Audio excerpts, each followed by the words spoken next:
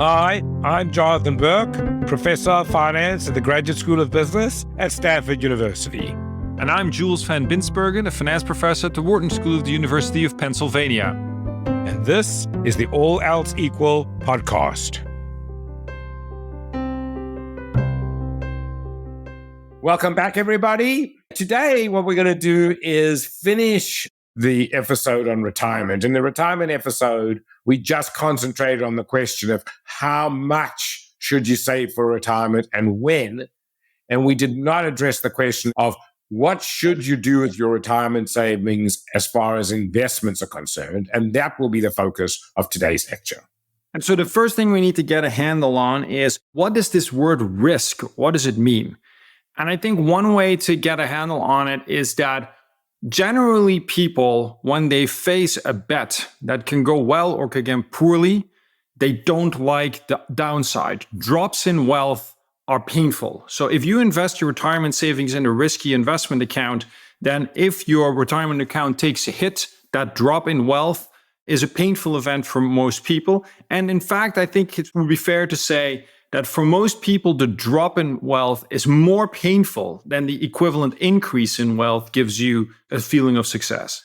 That's what we call risk aversion, right? If you give me the choice of a certain payout or a payout that has an equal chance of going up and down, I prefer the certain payout because I know the pain of going down is greater than the benefit of going up. And so that's what we call risk aversion. And so one thing we need to discuss and come back to is this question of, does one size fits all? Right? In other words, when we talk about risk-taking, what aspects of risk-taking is something that we can organize with a large group of people because the same things need to be achieved for everybody? And what aspects of risk-taking really have a highly personal dimension and therefore we need to tailor it to the individual? Exactly. And I think that's a very important concept. So let's start with the part of risk-taking that is common to everybody. And so let me reiterate what we said before, which is we're going to assume that people do not like volatility. And we think about any portfolio of stocks or bonds or housing or any asset for which there's uncertainty. People would like to reduce that uncertainty. And so one way of doing that is to follow a diversification strategy. And so diversification strategy, think of it this way, right? I give you two choices of bets. Suppose that you have $90,000 to invest, and you can invest that money in one of two ways. Either you can invest it in one single coin flip that pays out $200,000 if it lands on your choice, which was heads, or you lose everything if it lands on tails. Now, given the fact that it's a 50-50 bet between 0 and 200,000, the expected value is 100,000, you invested 90,000, so you are being rewarded for your risk there, but it's still a pretty risky proposition, right? I mean, it's either losing everything or more than doubling your money from 90,000 to 200,000. Now, compare that to the alternative investment strategy, which is don't put all your money into one coin flip bet, but instead pay 90 cents for 100,000 flips. So 90 cents for each of the flips, which gives you either $2 or nothing. Now, as you can imagine, the first strategy is a highly non-diversified strategy because you only have one coin flip, which either gives you everything or nothing. Whereas the second strategy, you have 100,000 coin flips in a row. And so because these coin flips are independent from each other, that becomes a diversified investment strategy. It's a no-brainer, right? If you follow the second strategy, you essentially get $100,000 for sure. It's essentially riskless. So you pay 90,000 and you get 100,000. You get a 10% almost riskless return. Whereas the first strategy, you get a 10% very risky return. And the observation is everybody would agree on this. Anybody who's risk averse would say, I prefer the second strategy. And it's a good example of something which one size definitely does fit all. Given a choice, if you can diversify, you should diversify. So now what does this have to do with real investments? Well, stocks are like coin flips. Okay, they're uncertain investments. There is one crucial difference, though. Coin flips are independent. Stocks are not. Stocks have correlation between them, but it's not perfectly correlated. So any risk that's not correlated is like a coin flip and can be diversified away. So it's always better to hold a portfolio of stocks. Take your money and spread it across a portfolio of stocks, across many different stocks, than to put all of your money in a single stock. So this is a very good example of a one-size-fits-all strategy. You should never invest in individual stocks. You should always invest in a portfolio of stocks.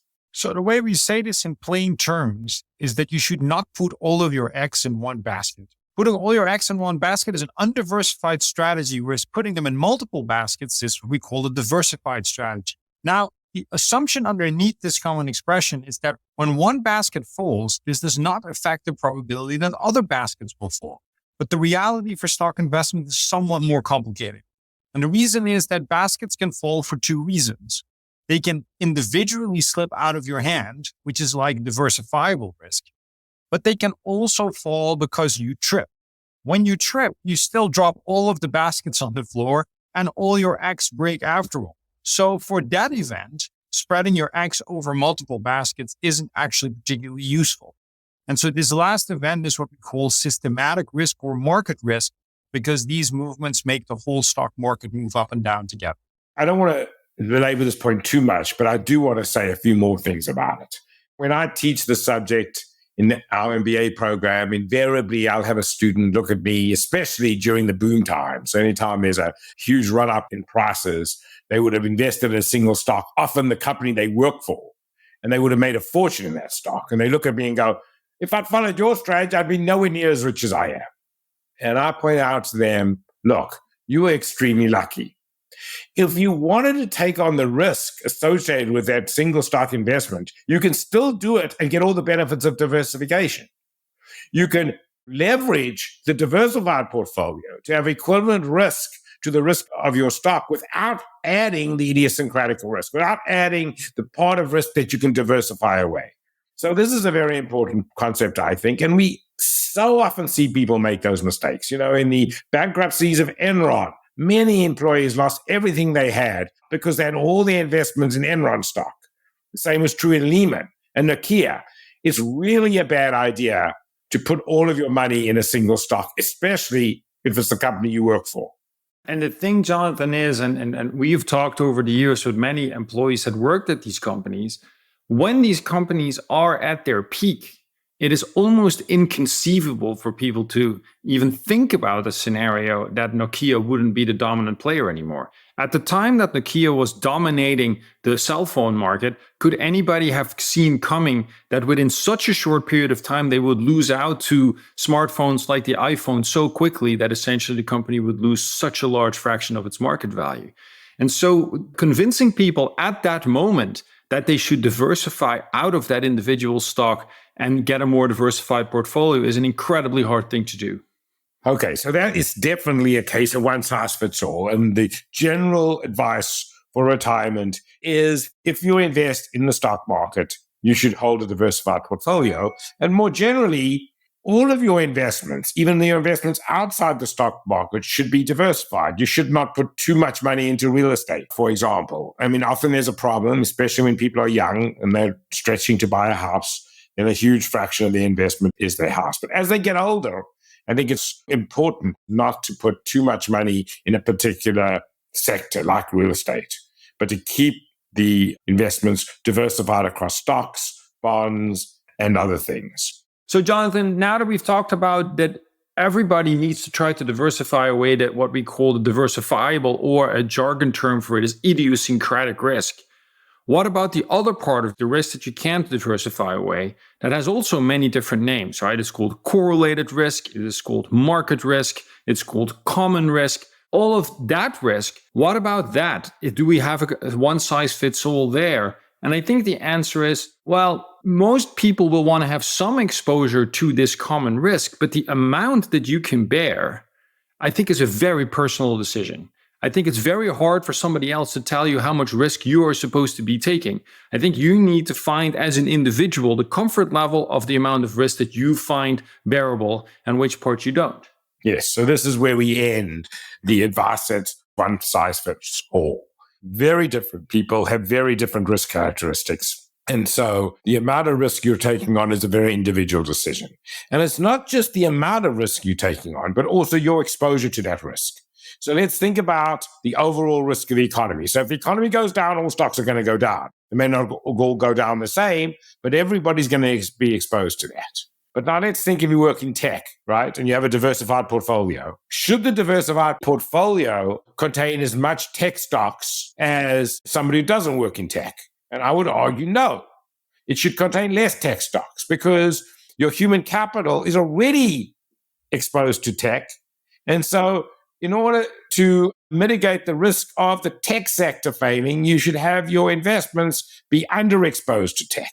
Often people do exactly the opposite. Often people in a sector love the sector so much, they overweight that sector in their savings decision, which I think is a mistake. So your own personal exposure to this risk should govern what your portfolio's exposure is, what your retirement portfolio's exposure is. And to make things even more complicated, most families operate as a unit, not as individuals. And so what about the industry that your spouse works in? You already, as a family, have a lot of your wealth exposed to that too, because that's your spouse's human capital that we're talking about. And so let's give another example. What about people that in their jobs have almost no risk, like you and me, Jonathan? We are working in jobs where, due to the nature of the contract that we have, essentially we own a very large bond. A bond where somebody, as long as we keep working, owes us a fixed stream of money that is highly predictable, right? Because even our wage increases are very narrow and very regulated. The university cannot fire us. So essentially, we have this stream of fixed cash flows that is going to be paid to us. We don't have that tech sector exposure. We don't have any other specific exposure. So it seems there that in our retirement portfolio, we are actually in a position to take quite a bit of risk. And I do. In my own personal portfolio, I have almost no bonds. I have almost exclusively invested in stocks. And it's precisely for this reason. I have a very secure job. I do not need to retire from that job. If something bad were to happen in the stock market, I can just keep working. And so, this is a very individual decision. Also, we should emphasize, Jules, is what I call the idea of uncertainty versus risk. In other words, how correlated is your human capital? How correlated is your salary to whatever investment you're holding? So let's say I have a investment that does well when I'm doing well and does badly when I'm doing badly. That's going to be a much more risky investment than an investment that happens to do well when I do badly and badly when I do well. It provides more insurance.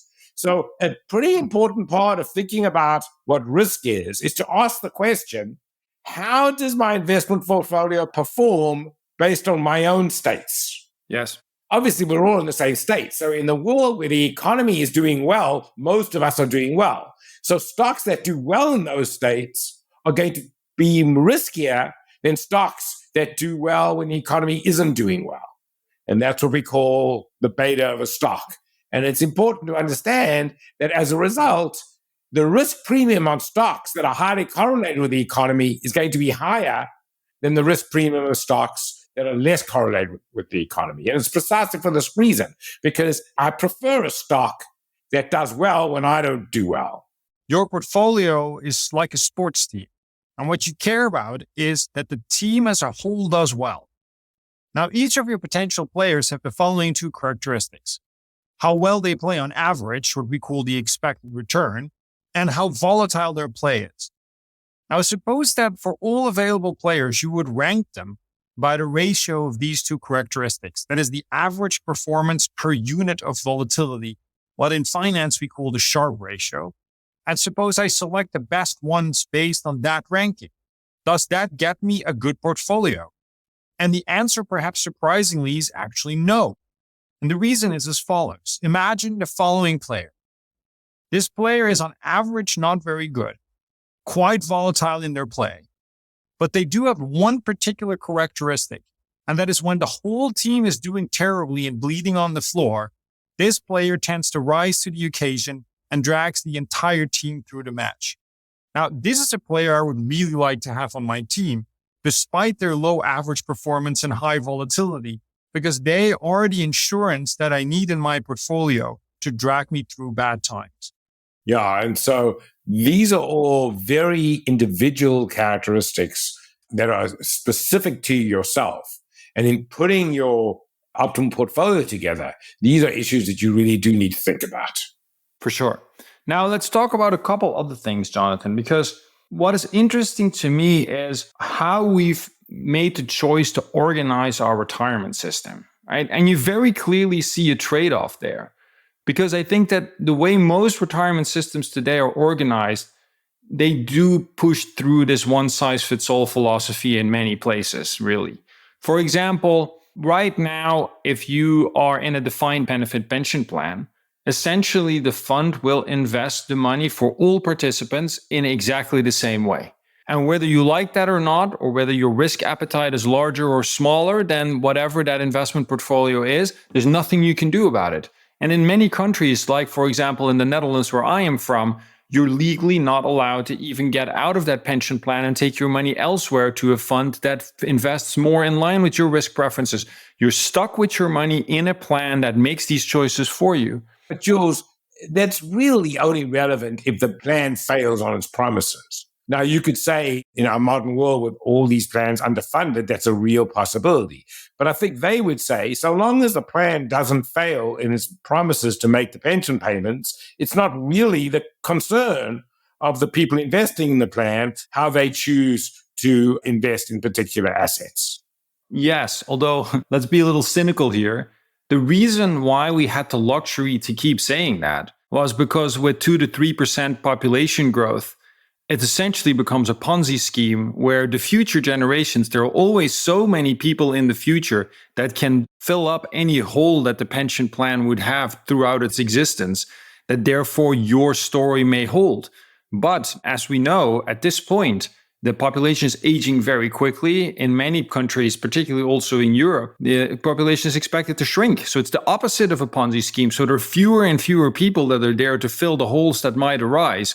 And then your logic is not going to hold anymore, unfortunately. Now, obviously, most of us are exposed to the economy in the same way. Yeah, I think the way to say what you're saying is, Jonathan, look, the promises they make are actually not consistent. That given the risk profile they take on, and these pension plans often do take quite a lot of risk, there will come a time when things don't go well. And then the question is, how do they make up their promises? Now, often public plans have a claim on this, on the treasury. And so taxpayers bear it. But if it's not a public plan, then yes, the plan will fail. And then, of course, how they chose to invest their money affects the pensioners. Well, to add one more thing to that, right? I mean, if you look at the recent developments, there's something that is really disturbing because early in the episode today, we said there's certain things that we can do for everybody. And this is one size fits all that we should really do, which is to make sure that we have a diversified portfolio. But the recent trends for many pension plans is no longer that. There is now this movement going on that says that a large number of investments should be excluded from the portfolio because they don't fit what are called ESG characteristics. And therefore, these plans are in many cases focusing on a smaller and a smaller number of stocks. A recent example that I encountered was a fund that wants to invest in only 200 or 300 perfect ESG stocks. At that point, you can no longer get a very good diversified portfolio, particularly an internationally diversified good portfolio. And so the thing that pension plans were really good at, which was at least get the thing that does hold for everybody right. And therefore, maybe if then one size doesn't fit all for the other characteristics, it may still be okay to push it through. Even that argument is now under pressure, I think. Yeah, and more so outside of the United States, because in the United States, ERISA has very strict rules. You really have to maximize return for a given level of risk. And so it's much more difficult for pension funds in the United States to have other criteria. But I agree with you. There are issues with pension funds not exclusively making investments that are in the interest of the pension holders. But Jules, that's the situation for a defined benefit plan. But for a defined contribution plan, many people would say, well, Jonathan, there you go. So you should be in favor of defined contribution plans, because in that case, everybody can decide their investments for themselves, and you can completely tailor to the specifics of the person. And while that's true, my major concern about defined contribution plans is that the average person doesn't really have the financial knowledge and acumen to make the investments and to make those choices. And there I worry about, first of all, they're making the wrong choices, but even more worrying to me is that other people taking advantage of them. So what happens there then, I think, is that a lot of people get their money automatically invested in what is called a QDIA, or a qualified default investment alternative. And in many cases, this QDIA in these defined contribution plans is going to be a so-called target date fund.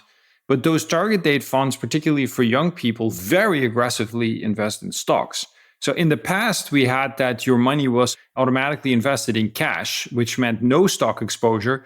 Now we're more in the other extreme, where essentially most of your money is defaulted into a very risky stock portfolio. But I do think it would be important indeed for participants to think through a little bit whether or not they want to be this exposed, and to not assume that whatever this default investment alternative is automatically the right thing for them. It may be the right thing for the average person, but that doesn't mean it's the right thing for you. Yeah, Jules, you've heard me talk about target date funds before. I really don't like them. It's true, they do better than just a 50-50 strategy, stocks and bonds. And you could imagine that they are somewhat tailored to the individual, because they change your investment as a function of your age. And obviously age is an important individual characteristic. But I think age is one of many, and not that big a part of it. And so there are many other characteristics for which they do not tailor to the individual, and that I think should be tailored to the individual. That said, as I said before, the problem is the average individual doesn't necessarily have the financial knowledge to make these choices. But many of our listeners are not average individuals. And for those people, I would strongly suggest that they think about the concepts we spoke about, their own exposure to risk, and what the optimal exposure they want in their investment strategy is. Okay, Jules, well, that's, I think, a pretty good summary of the risk associated with saving for retirement. I think we should finish, though, with two overall pieces of advice. The one I would say is diversification is such an important tool, and that really, I think it's important that people recognize that. And if you do have a portfolio that hasn't got many, many stocks in it, you should rethink your portfolio. And the last thing I would say is you never get something for nothing. So if somebody comes to you promising a high return, then I would say it's one of two things. Either they're lying to you, you're not getting a high return, or they're taking on a lot of risk. And so you should be very skeptical when people seem to give you deals that are too good to be true. Couldn't agree more. Thanks for listening to the All Else Equal podcast. Please leave us a review at Apple Podcasts. We love to hear from our listeners. And be sure to catch our next episode by subscribing or following our show wherever you listen to your podcasts. For more information on episodes, visit alelseequalpodcast.com or follow us on LinkedIn. The All Else Equal podcast is a production of Stanford University's Graduate School of Business and is produced by University FM.